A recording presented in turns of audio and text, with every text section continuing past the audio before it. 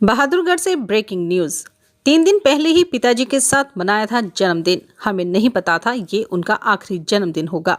इनेलो प्रदेश अध्यक्ष नफे सिंह राठी के बेटे जितेंद्र राठी ने रोते हुए कहा पिछले 6-7 महीने से हमले का इनपुट आ रहा था। सुरक्षा की मांग करने के बावजूद नहीं मिली सुरक्षा। मुख्यमंत्री मनोहर लाल से मिलकर भी सुरक्षा देने की थी मांग। नामजद FIR दर्ज करवाएंगे परिजन। जितेंद्र राठी ने कहा आज बहादुरगढ़ ने अपना रखवाला खोया है। इनेलो प्रदेश अध्यक्ष स्वर्गीय नफे सिंह राठी के बेटे हैं जितेंद्र राठी। हमारी राजनीतिक मजबूती लोगों को रास नहीं आई। राजनीतिक रंजिश रखने वालों पर जताया शक।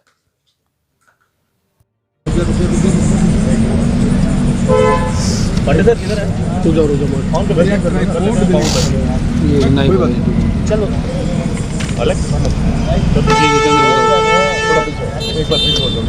आज बड़ा दुख हादसा हुआ है। प्लीज थोड़ा मिनट हमारा बड़ा भाई है भाई, मेरा ही भाई है। 2 मिनट हो जाएगा। देखिए, आज बहादुरगढ़ ने अपना रखवाड़ा खोया है।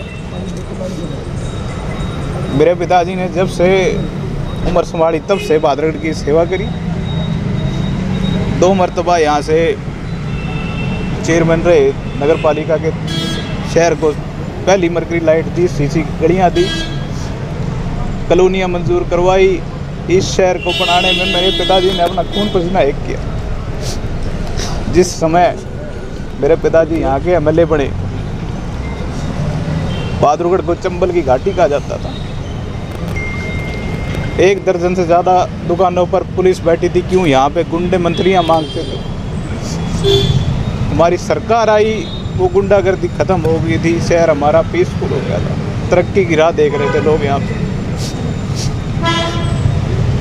राजनीतिक तौर पे जितनी मजबूती से हम अपने हल्के की आवाज़ उठा रहे थे, शायद वे उन लोगों को पसंद नहीं आई जो इस शहर को तरक्की की राह पे नहीं देखना चाहते, हमारे परिवार को देखना नहीं चाहते। पिछले 6-7 महीने से बार बार इनपुट आ रहा था, CID का भी था, लोकल पुलिस का भी था कि भाई आपके ऊपर हमला हो सकता है, सावधान रहिए। लेकिन मरने वाले को तो हमेशा सावधान रहना पड़ता है, लेकिन मारने वाले को तो एक ही मौका चाहिए। आज उनको वो मौका मिल गया और मैं अपने पिताजी को खो बैठा। कोई सुरक्षा मांग देखिए, 6 महीने से लगातार हमारा पूरा परिवार सुरक्षा की मांग कर रहा था। मेरे भाई कपूर ने कई बार सुरक्षा की मांग की, पत्रकार वार्ता करके भी मांग की। मेरे पापा ने हर उस अधिकारी को जो ऊपर गद्दी में बैठ के हरियाणा को चलाने की बात करता है, हर उस अधिकारी को लिखित में अपनी सुरक्षा की मांग की थी कि भी मेरे और मेरे परिवार को जान का खतरा है। क्योंकि हम राजनीतिक तौर पे इतने मुद्दे उठाते हैं, भ्रष्टाचार के घोटालों के इनके सबूत दे के जब सामने लाते हैं, लेकिन हमारी सुरक्षा की जिम्मेदारी किसी ने नहीं ली। खुद कट्टर साहब से मेरे पिताजी दर्जनों बार मिले हैं। हर बार जब भी मिलते थे आके मुझे अनेक बार ये बात इन लोगों के साथ शेयर करी। राठी साहब कोई मामूली व्यक्ति नहीं थे। वो 2 दफ़ा के विधायक थे, हमारी पार्टी के प्रदेश के अध्यक्ष थे, और उसके साथ साथ जो ex-MLAs की एसोसिएशन है उसके अध्यक्ष थे। ex-MLAs ने भी मिलकर के चीफ मिनिस्टर को ये बात कही। बावजूद उसके उनको किसी प्रकार की कोई सुरक्षा मुहैया नहीं कराई गई और उन लोगों को सुरक्षा प्रदान करते रहे जो लोग लगातार इस थ्रेट में शामिल थे। आज हरियाणा प्रदेश में ऐसे लोगों के पास सुरक्षा है जिनके ऊपर संगीन अपराध के मामले दर्ज हैं, जो नशे के कारोबार में शामिल है, जो अपराधियों को पनाह देने में शामिल है। उन लोगों को तो सुरक्षा प्रदान कर रखी है और जिसको सुरक्षा की ज़रूरत है उसको सुरक्षा देने की बजाय मुख्यमंत्री ये बात शरेआम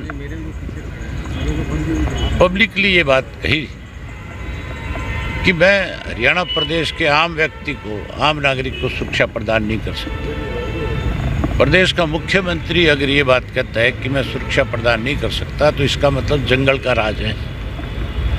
फिर तो कोई व्यक्ति सुरक्षित नहीं है। फिर तो मान के चलो इस किस्म के लोग कभी भी किसी के ऊपर घर में जाकर भी इस तरह की वारदात कर सकते हैं।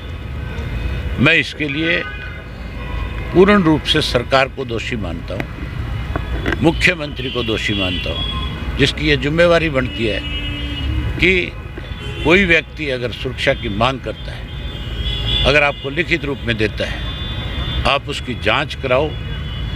अगर उसको सुरक्षा की ज़रूरत नहीं है तो उसको लिख करके बताओ कि तुझे सुरक्षा की ज़रूरत नहीं है। अगर उसको सुरक्षा की ज़रूरत है तो उसको सुरक्षा मुहैया करानी चाहिए। मेरे अपने केस में जब मुझे थ्रेट आई थी, मेरे पीए ने जा करके जब FIR लॉन्च करा तो मुझे एक दफ़ा तो सुरक्षा दी गई, फिर विड्रा कर ली गई और उसके बाद फिर मुझे हाई कोर्ट जाना पड़ा। हाई कोर्ट से फिर सुरक्षा दी गई।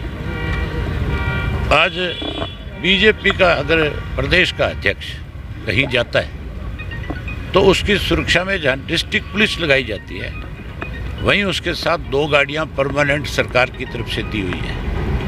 यहाँ का जिला का अध्यक्ष भी अगर कहीं जाता है तो उसके पास भी सुरक्षा है। कोई भाजपा का छोटा मोटा झंडा बांध करके कहता है मैं कार्य करता हूँ, अगर वो सुरक्षा मांगता है तो उसको भी प्रदान कर दी जाती है। 6000 से ज़्यादा कर्मचारी पुलिस के जो है अरे गहरे नत्थु खैरे लोगों की सुरक्षा में लगाए हुए हैं, जबकि जिन लोगों को ज़रूरत है आज उनको सुरक्षा नहीं है। इसी वजह से आज ये घटना घटी।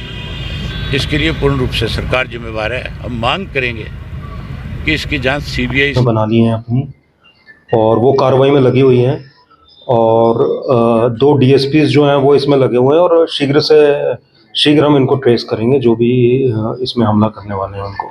सर पूरी वारदात कैसे हुई? ये जो रेलवे क्रॉसिंग है वहाँ पर, तो उस पर उनकी गाड़ी आके रुकी है और उसके बाद एक दूसरी गाड़ी जो है वहाँ पर आई है और उसने फायरिंग की। कितने हमलावर थे सर?